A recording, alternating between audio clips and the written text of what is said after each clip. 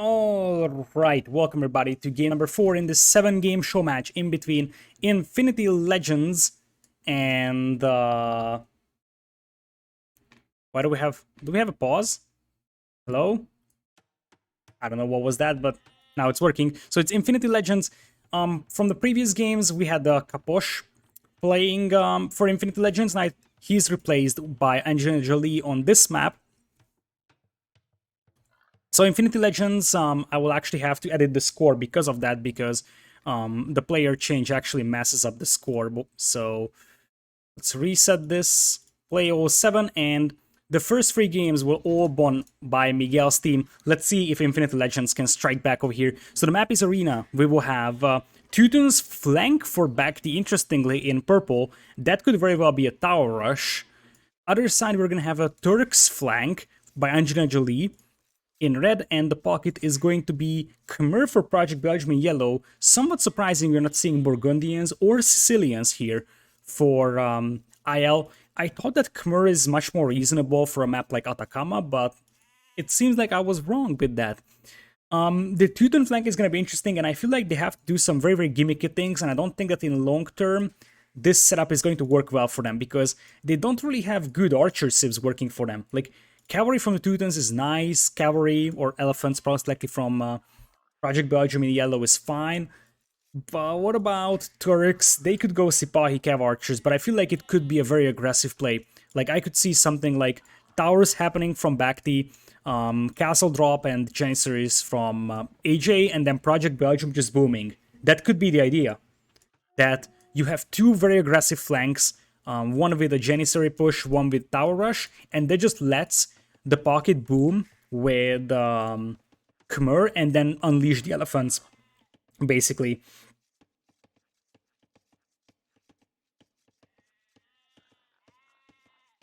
Other side, what do we have? We have Fire coming in here with a Kuman's flank. That's an interesting decision as well.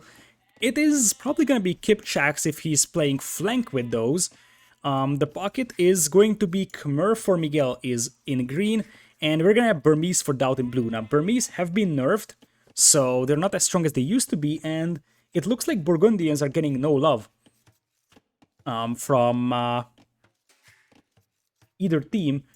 The Kuman flank is actually very interesting, but it actually makes some sense if you think about that. It's going to be a very, very strong eco for a Kuman player here with flank. The thing, however, is that you may get thrashed. If you get thrashed here, though, with Kumans, at least you're up to feudal age, so you will be able to make defensive towers, so that shouldn't really be a big deal. The concern for Fire is that his stone is on the forefront, and that is a bit of a problem overall for him if he's getting thrashed. What else do we got over here? Deer pushes coming in here as standard. Looking at the base of Project Belgium, that stone and gold being on the front isn't that great. Nice little base for AJ here. In fact, this is a perfect base. Berries at the back, double back golds, stone at the back as well, super nice. DauT's base, not so amazing, but it kind of works out. He's got a safe gold and he's got a relatively safe stone to work with. Other pocket, Miguel, he's got a beautiful base, back gold, back stone. And we do have a back gold here for Fire. This actually would be a very, very nice TC spot for him for the future. The real question is, what is he going to do with that stone, especially if he is getting thrashed. No Lithuanians being used on this map either. And also it is worth noting that most of the relics are... we actually have 7 relics on this map, but most of the relics are situated more on the middle or right side of the map. So 2 relics, in fact, are very, very close to Miguel, whereas there isn't really any close relics to Project Belgium. So the relic spawn seems to be a lot more reasonable for Miguel's team in this one. So, no Burgundians for us today, or at least not for this game. As we already have the second board in for Fire, should be a feudal age pretty soon. Based on his build, yeah, it's 3 villagers on wood, so that should be a feudal. Standard FC from the 2 pockets in this one. And what else are we doing here for BacT+? BacT is only 3 on, actually 4 on wood. So it may end up being a standard FC. And yeah, he's dropping farms. If BacT is dropping farms like this is going to be a fast castle, but then I wonder why he picked flank Teutons. Because that makes a little sense to me. We got some pinging going on as we have some scout engagements. So one of the things that you want to consider over here is that there is a Cuman scout on the field that can always run away from all engagements or engage in any fight that he wants to. So that is going to be pretty helpful. And it looks like they are trying to get AJ's scout killed here. Indeed. Now 3 scouts convergent, and as I said, the steel scout is faster than the rest of the scouts. So it could actually try catching this scout over here.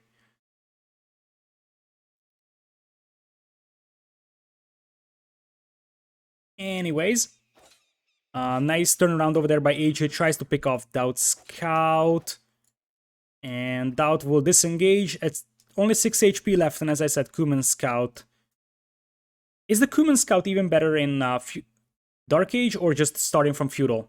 I think it's actually better in Dark Age as well. You see that it's catching up. Yeah, it is catching up. So, let's see if AJ can pick off DauT's Scout. It's not gonna happen. No, it's not Feudal onwards. Or he just got Feudal Age here, but he actually caught up with him in Dark Age, so I'm tempted to say that in Dark Age he also gets his speed bonus. Oh yeah, +5 Feudal, +10 Castle, +15 Imp, so that was a change. I remember the steady bonus, but apparently they actually did a change with that in one of the balance patches, right? I think it used to be something like 10% all the time or something like that when it first came out. That being said, we are gonna have 23 + 2, 24 + 2, 26 + 2 here. So this is going to be Janissaries for Engineer Jolie. We're going to have maybe Monks and Siege from BacT. That could be something with Teutons. Teutons are actually pretty good at that, and Monk and Siege could actually punish a Cuman player pretty hard. Pockets will probably be just booming over here. And for DauT, he's also on stone. So it's going to be Janissaries versus Arambai, which I think is won by Janissaries, actually. Market Blacksmith for BacT, so he's not going to make any scouts or knights.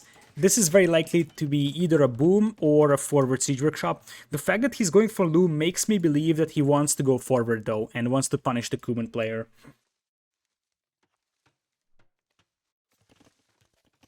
Anyways, double bit axe coming in here for both players. We have the first player clicking up, who is BacT. And yeah, keeping 4 on gold is going to be a Monk play. And there's the 2 Forward Voyagers. Now, he could actually punish Fire pretty hard over here because Fire's got pretty bad stone. And one of the ways that you can defend against the Monk and Siege push is by either dropping a defensive castle or defensive towers.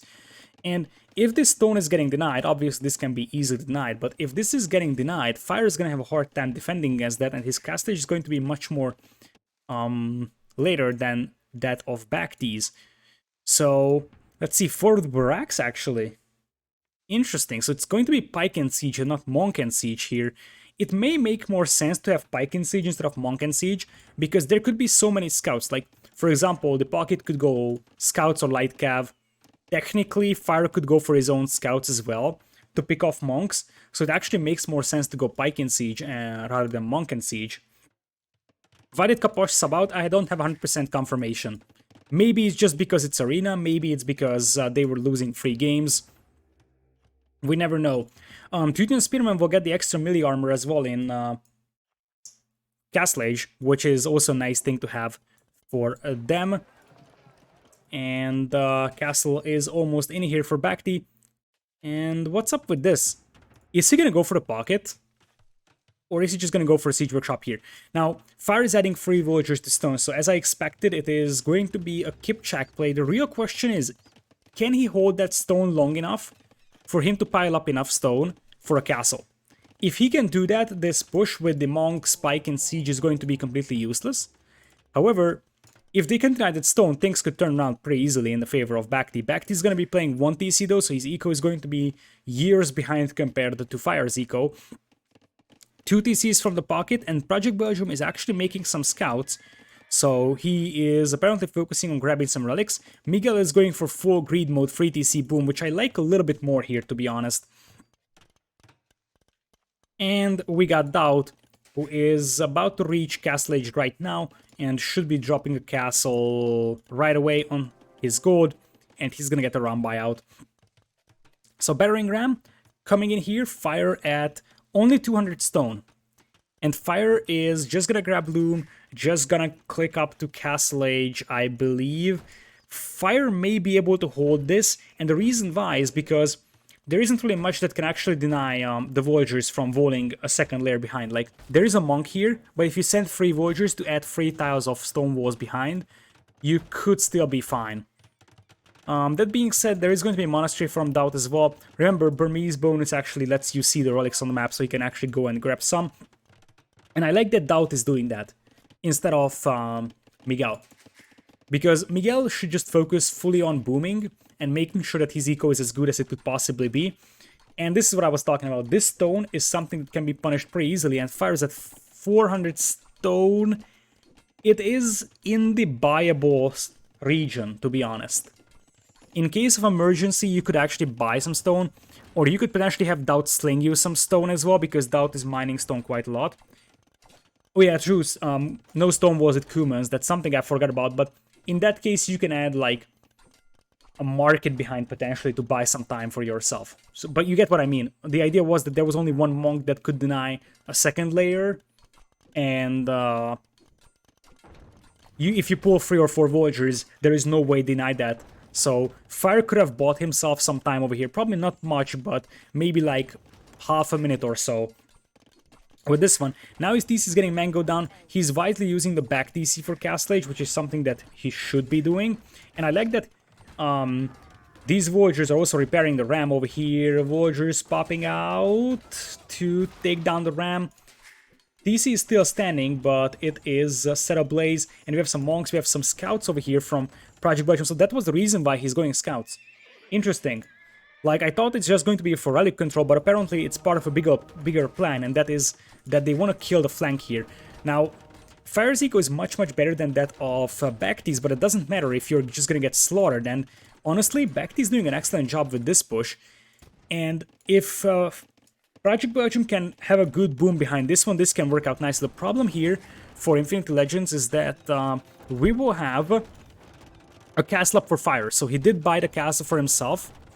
And even if this DC falls, Fire has gold and wood over here at the back. His farming eco is going to be denied, which is quite unfortunate for him.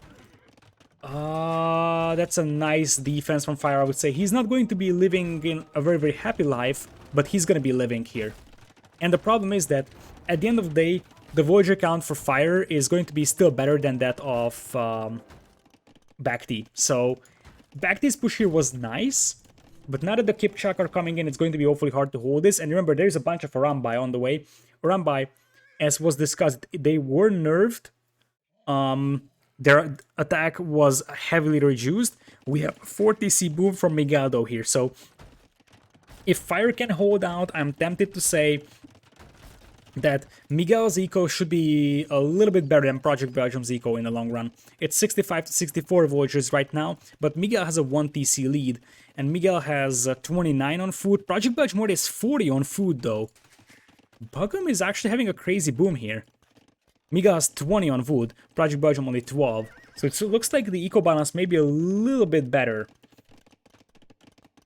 for Project Belgium over there. So Fire is living with 1 TC. His eco is pretty much comparable to BacT, which at this point is, I think, an acceptable thing for them. And now it seems like we're gonna have a push from BacT trying to get some damage done on Miguel. Miguel is well prepared for this, and since there is no spearman here, Miguel is just making a few scouts, and this could be an absolute slaughter. These 4 scouts could just kill all the monks, and then all the siege could go down. Janissary is on the way. Capoch's trying to get that. I think that was a misclick from Fire because he killed the wolf. And it looks like the Janissaries will also focus down on Fire over here, who did lose his blacksmith before. Actually, he did get Bodkin, so that's reasonable for him. But that's a lot of monks. And with Janissaries, they will just melt the light cav. And That's what Infinity Legends wants to achieve. Just let Project Belgium have a free boom. By the way, Project Belgium, look at that. He's clicking Imp. He's outbooming Miguel by a massive margin. He's behind by 10 villagers, but he's got 44 on food as opposed to 33. So the eco balance seems a little bit better. For Project Belgium over there. Even a tower from BacT+. Light Cav looping around to get some damage done. They're waiting for the Arambai and the Light Cav, and they want to sandwich this. So Light Cav would dive in, pick off the monks, and then the Arambai would engage, intercepting the Capoch.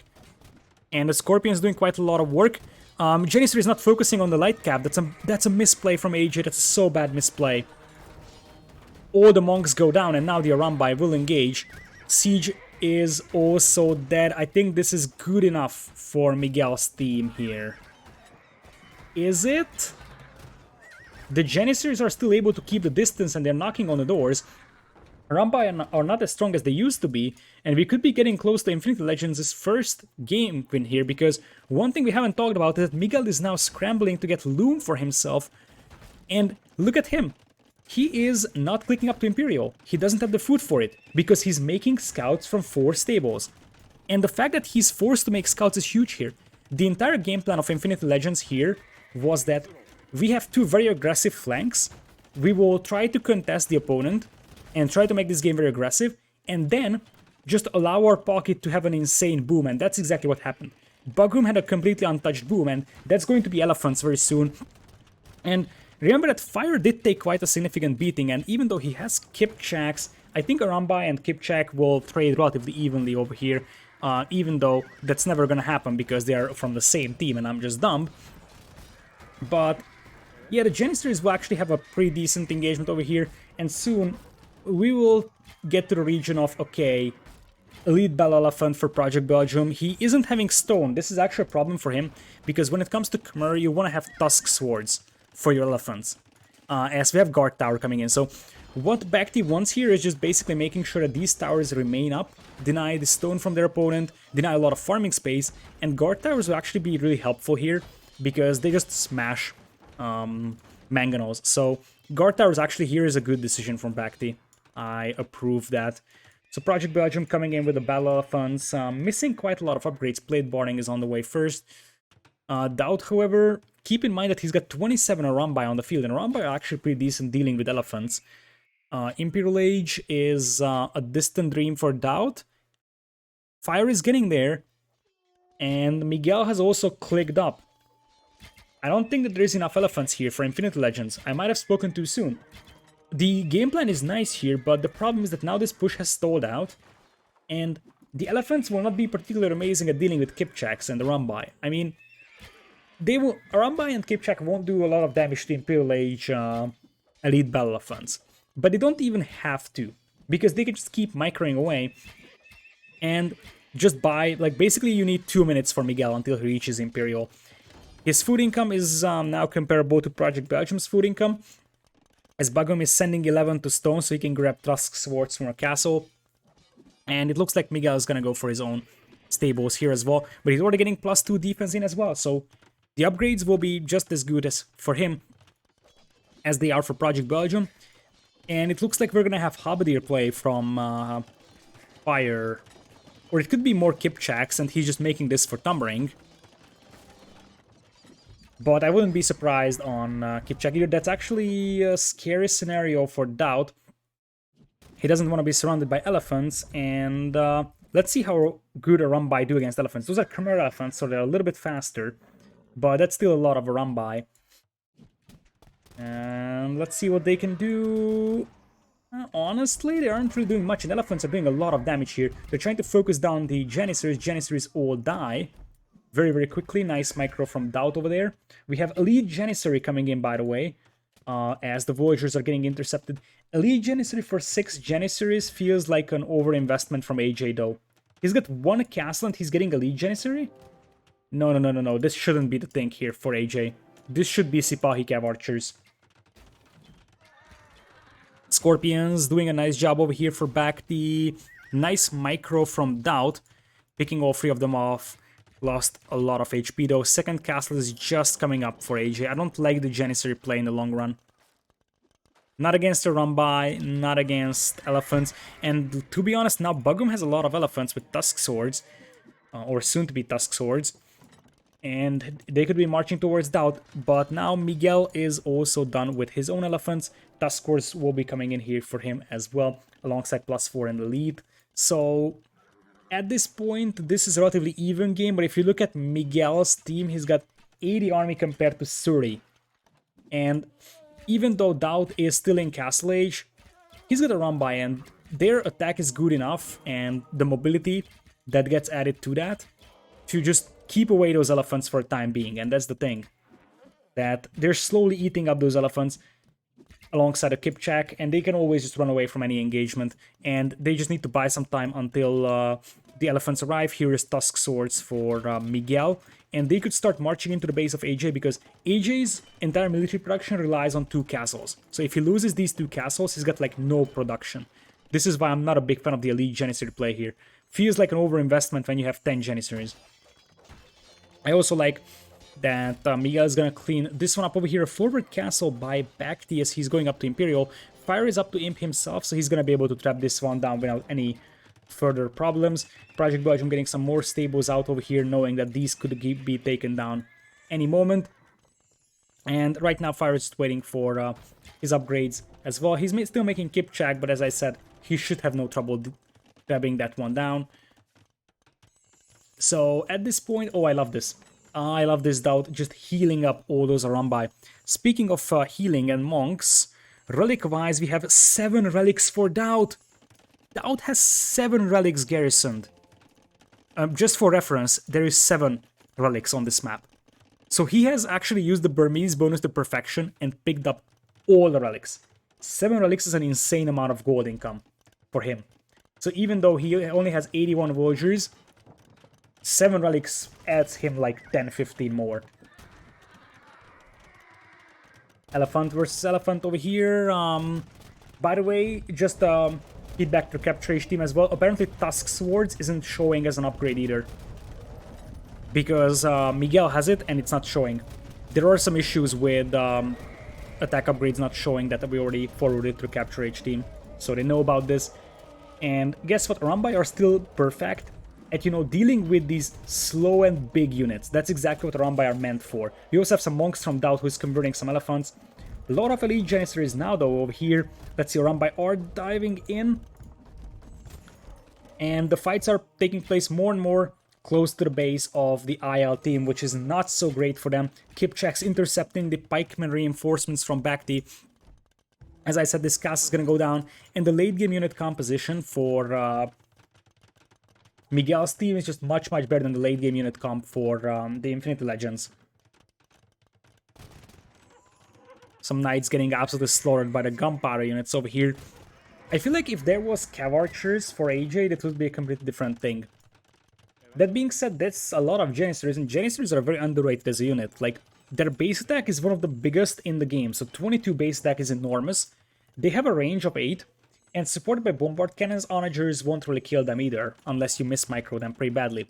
The problem for the IL team is that the right side is completely collapsing, because Kumans should be able to beat Teutons in the majority of the cases, unless Teutons get to onagers and can take some good onager hits on the Capochs, but that doesn't seem to be the case right now. Other side though, here's a big counterattack. Project Belgium sending an awful lot of wood for gold. We got 19 elephants against 32. So what is better? 32 elephants and how much is that? 60 a run-by, or 45 Janissaries and 18 elephants? Don't even answer that question. I thought it's closer, but no, it's not even remotely close. This is gonna be an absolute slaughter. Bombard cannons being picked off. And yeah, even nerfed the run-by are pretty strong once you have good numbers. And did I mention that I don't like the Janissary play? I think I did. This game is so over. The right side has just collapsed, and the left side, same thing. It's 151 army against 47. And we could have Miguel's team taking game number 4 as well. Oh boy, this is turning into a stomp. Genis have been slaughtered, absolutely.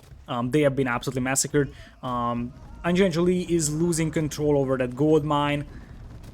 He is down to 6 military right now. More elephants are coming in, but at this point, they're facing like 60 Arambai, and even nerfed Arambai are just so strong.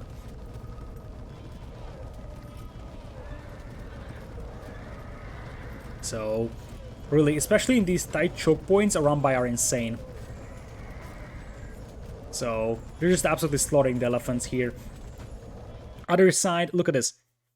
Unless you have onager, good onager hits for BacT, this is gonna be pretty tough for him. And, well, we're getting the answer here. Fire, Miguel, and DauT winning game number 4 potentially as well.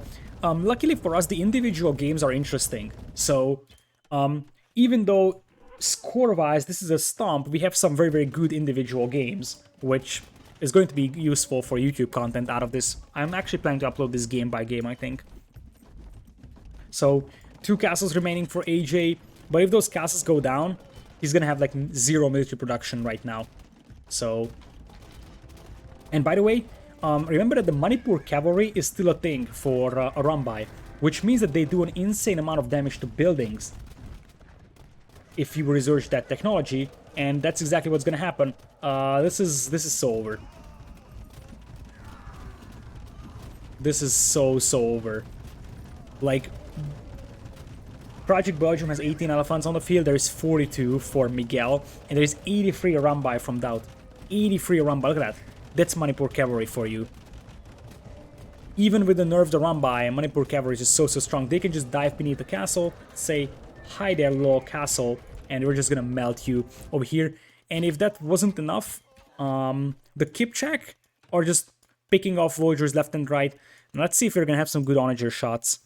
I don't think it's gonna matter because, as I said, AJ is getting utterly slaughtered here. And fun fact, AJ still has a higher score than BacT somehow. I don't know how. But yeah, at this point, AJ is going to be close to being defeated, to be honest, if they don't resign. Now that's a lot of onagers on the right side though, so maybe BacT can make something happen or not. They just tap out. And, well, game number 4 in the hands of Miguel's team as well. DauT is playing insane, Miguel is playing extremely good as well, and I just don't like the Janissary pick here. Like, initially the Janissaries are good, and I like the game plan that you go Pike and Siege and then Janissaries, so that your pocket can boom, but that didn't work out, and there was no tech switch from AJ into Cav Archers. I think Sipahi Cav Archers would be one of the ways that you could potentially deal with the Arambai. It may not be the most cost-efficient way, but it would have still been way better than the Janissaries. Like, if I find the KD tab, AJ has 120 kills, 172 deaths. Not that bad, to be honest, but there were some fights where he just lost all his Janissaries to just a single volley from the Arambai. So, game number 4, also there. Every game is worth $50, so Miguel's team is now richer with $200 already, but luckily for us, we have 2 more games. Actually, 3 more games. What am I talking about? 3 more games coming up over here, and this one is going to be followed by everybody's favorite map, which is Bog Islands. Yes, that is correct. We are going to Bog Islands, ladies and gentlemen. It's not Bog Islands, but it's Bog Islands. That's how you have to call it around here.